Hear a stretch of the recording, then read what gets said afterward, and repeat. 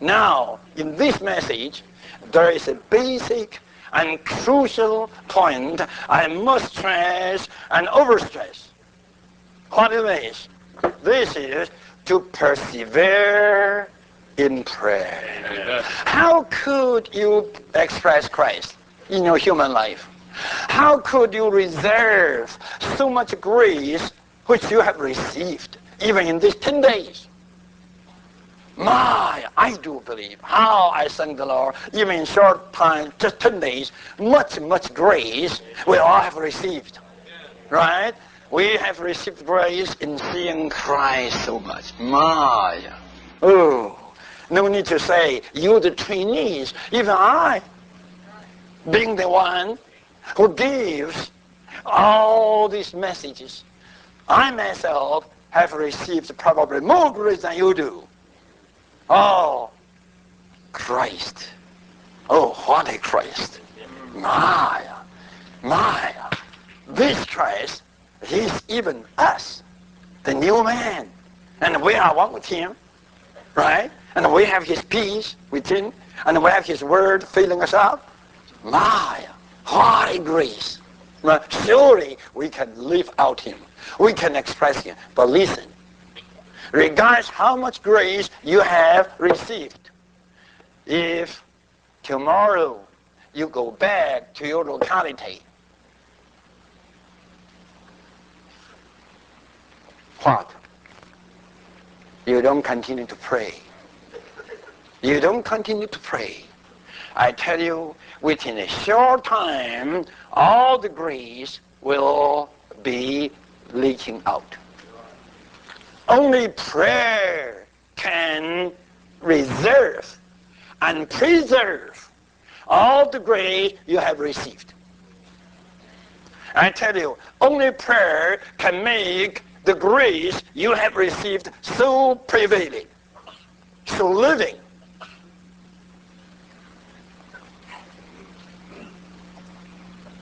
Christian life is a grace receiving life, no doubt. Christian life is a grace receiving life. But this grace receiving life needs a praying life to sustain it, to preserve the grace received. You must pray. You must pray. To our physical life, the most important thing is to breathe. To eat is important. To drink is important. But both are not so important as to breathe. I can live without eating for 8 days. Right? And I can still live without drinking for 1 or 2 days. But all the medical doctors, you better check with Dr. Claude Chen. He will tell you probably without breathing for 10 minutes. I'm good for a funeral.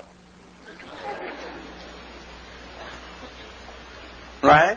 We need to pray. To pray is to breathe. We need to pray. Don't check with me how to pray. What you should pray. Just pray. Just pray. You see, all the little children, they learn to walk. Actually, I don't think many mothers did teach the little one to walk, how to walk. Just let them walk. Right? Let them walk. First they don't know how to walk, they crawl. Right?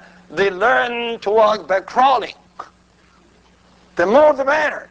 Let them walk. Right? To walk is the exercise of your physical body for breathing. You can never walk without breathing. This is why you're joking, right? The more you jump up, the more you breathe. Right? For the spiritual life, the same thing. You need to pray. You need to pray. So Paul here used the word persevere. Persevere. It does not only mean to continue.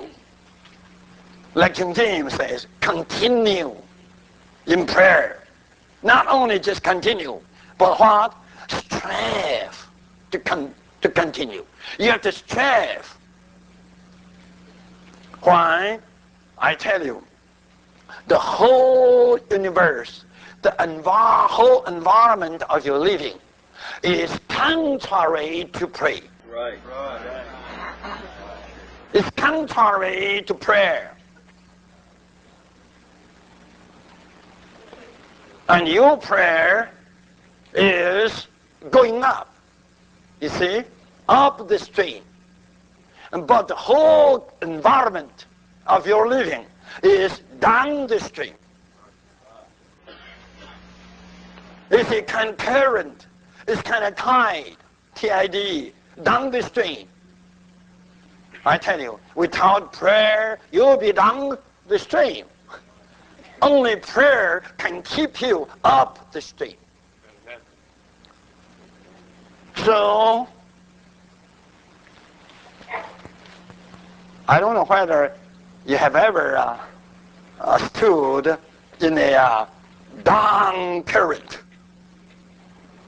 So strong, a current, a stream there. I tell you, sure you need to persevere, to be persistent in standing, right? In walk up the stream. This is to pray. Especially you young brothers, young sisters, I just beg you to pick up one exercise. That is, every day you have to pray a number of times. Not just 1, 2, or 3 times. A number of times you must learn to pray. Persevere in prayer. Learn to pray.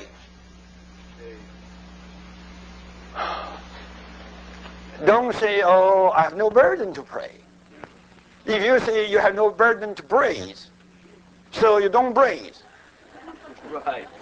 Right? That means you cease to live. Right. You have burden, or you don't have burden, that doesn't mean anything. You just go to pray. Go to pray. You have nothing to say, don't tell me you have nothing to say. You could, Lord, I have nothing to say, Lord.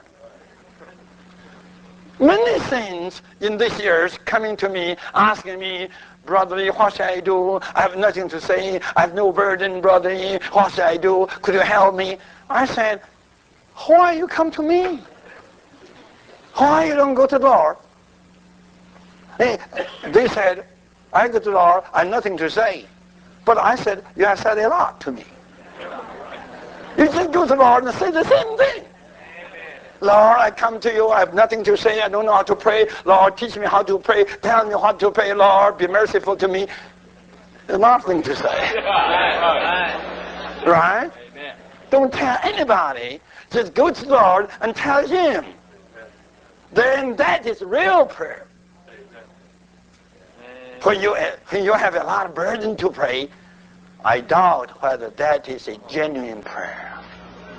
When you have no burden, you have nothing to say, yet you still go to the Lord. Lord, I come to you, Lord. You know I have no burden, Lord. I have nothing to say to you, Lord. I don't know what to say to you, Lord. I tell you, this is the most genuine prayer.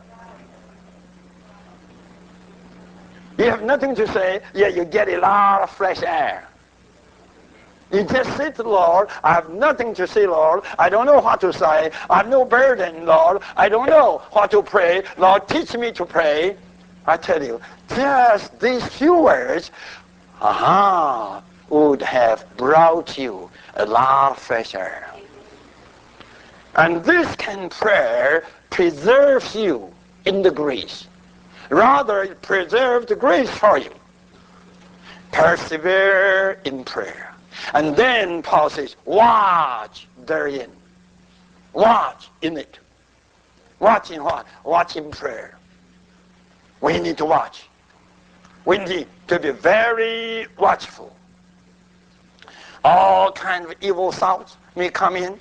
All kinds of temptations may occur to us. We don't know what will happen next hour. We must be watchful, because our Christian life is also a fighting life. Our whole life is a war, is a battle. Right? So we need to be watchful. We need to be watchful.